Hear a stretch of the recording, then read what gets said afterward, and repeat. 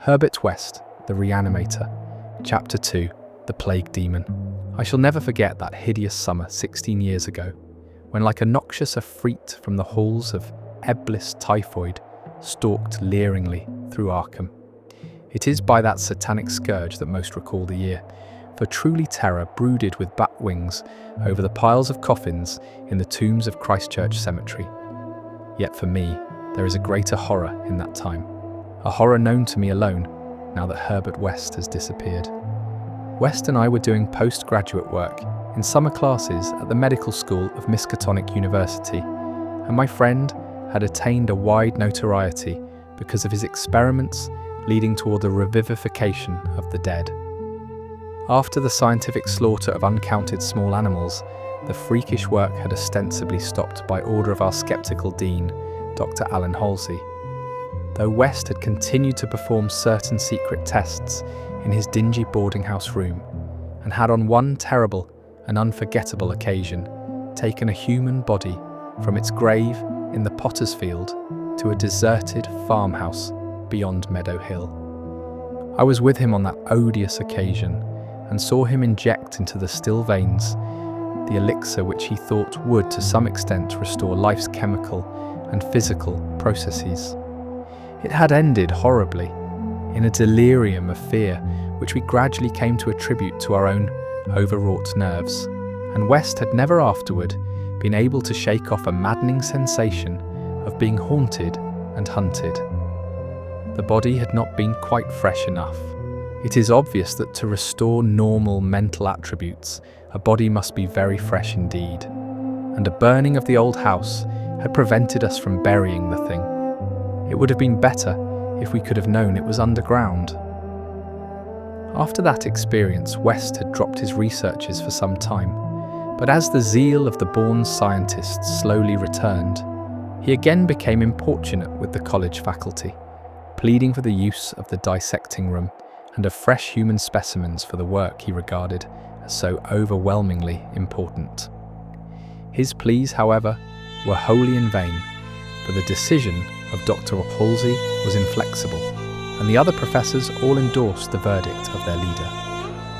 In the radical theory of reanimation, they saw nothing but the immature vagaries of a youthful enthusiast whose slight form, yellow hair, spectacled blue eyes and soft voice gave no hint of the supernormal, almost diabolical power of the cold brain within. I can see him now, as he was then, and I shiver. He grew sterner of face, but never elderly, and now Sefton Asylum has had the mishap, and West has vanished. West clashed disagreeably with Dr. Halsey near the end of our last undergraduate term in a wordy dispute that did less credit to him than to the kindly dean in point of courtesy.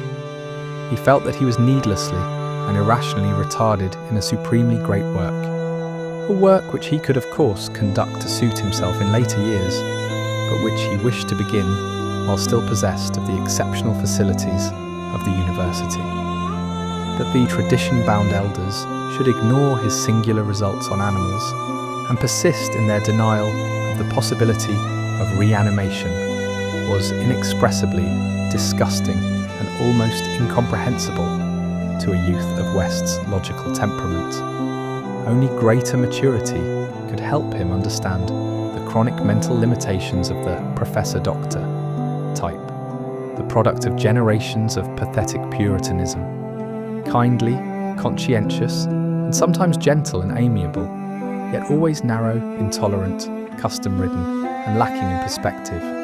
Age has more charity for these incomplete, yet high-souled characters, whose worst real vice is timidity, and who are ultimately punished by general ridicule for their intellectual sins.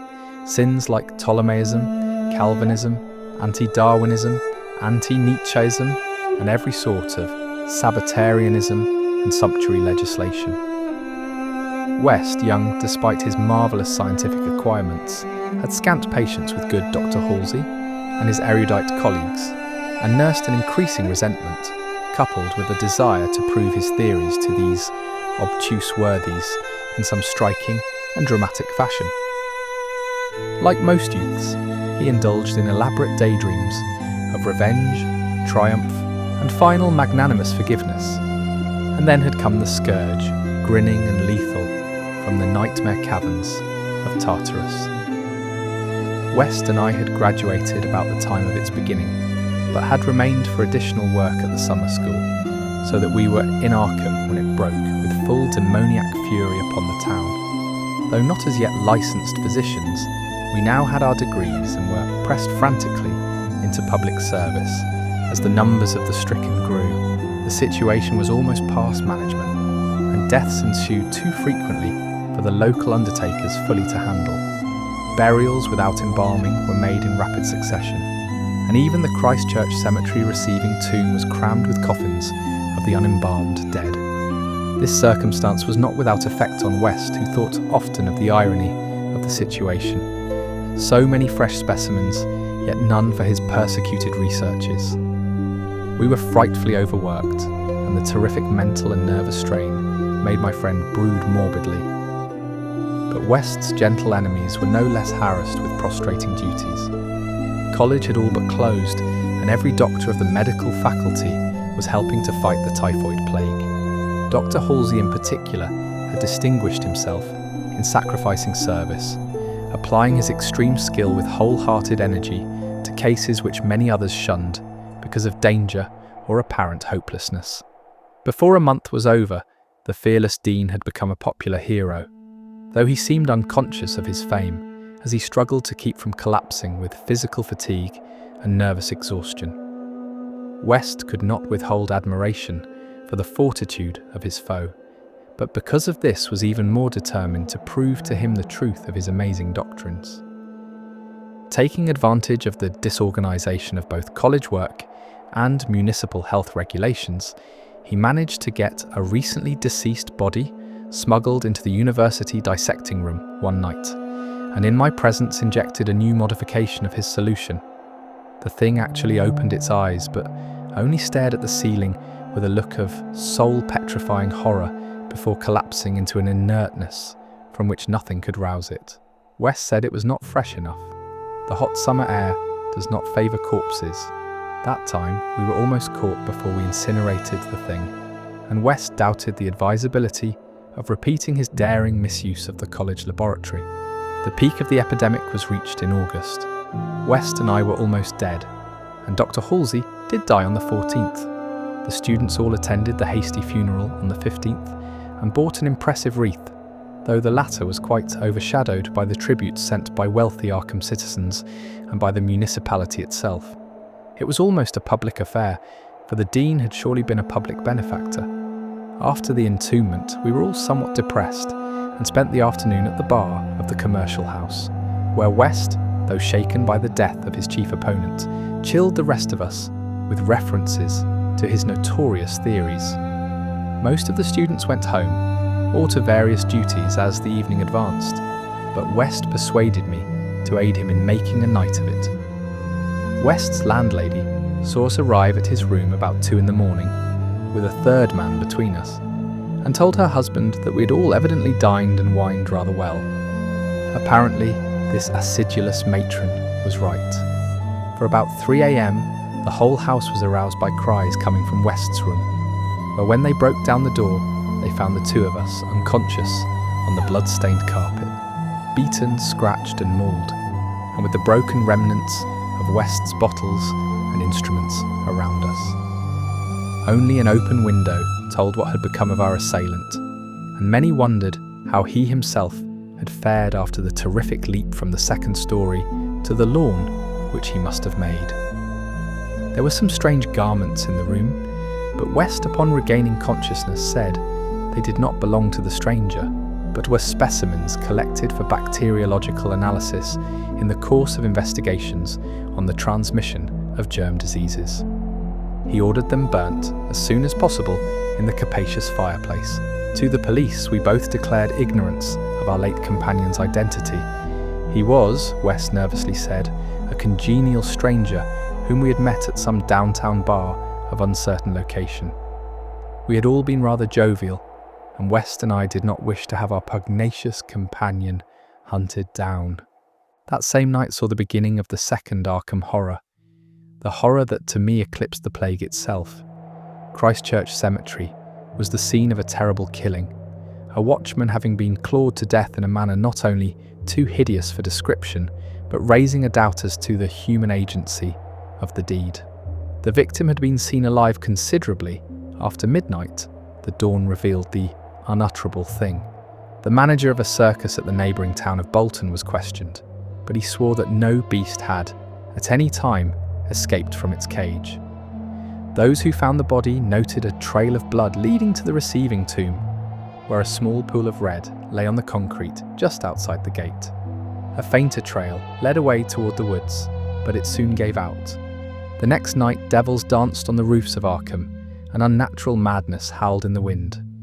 Through the fevered town had crept a curse which some said was greater than the plague, and which some whispered was the embodied demon soul of the plague itself. 8 houses were entered by a nameless thing which strewed red death in its wake. In all, 17 maimed and shapeless remnants of bodies were left behind by the voiceless, sadistic monster that crept abroad. A few persons had half seen it in the dark, and said it was white, and like a malformed ape, or anthropomorphic fiend. It had not left behind quite all that it had attacked, for sometimes it had been hungry. The number it had killed was 14. 3 of the bodies had been in stricken homes, and had not been alive. On the 3rd night, frantic bands of searchers, led by the police, captured it in a house on Crane Street near the Miskatonic campus. They had organised the quest with care, keeping in touch by means of volunteer telephone stations, and when someone in the college district had reported hearing a scratching at a shuttered window, the net was quickly spread. On account of the general alarm and precautions, there were only 2 more victims, and the capture was effected without major casualties. The thing was finally stopped by a bullet, though not a fatal one, and was rushed to the local hospital amidst universal excitement and loathing. For it had been a man. This much was clear, despite the nauseous eyes, the voiceless simianism, and the demoniac savagery. They dressed its wound and carted it to the asylum at Sefton, where it beat its head against the walls of a padded cell for 16 years, until the recent mishap, when it escaped under circumstances that few like to mention. What had most disgusted the searchers of Arkham was the thing they noticed when the monster's face was cleaned, the mocking, unbelievable resemblance to a learned and self-sacrificing martyr who had been entombed but 3 days before, the late Dr. Alan Halsey, public benefactor and Dean of the Medical School of Miskatonic University. To the vanished Herbert West and to me, the disgust and horror were supreme. I shudder tonight as I think of it, shudder even more than I did that morning, when West muttered through his bandages, "Damn it, it wasn't quite fresh enough."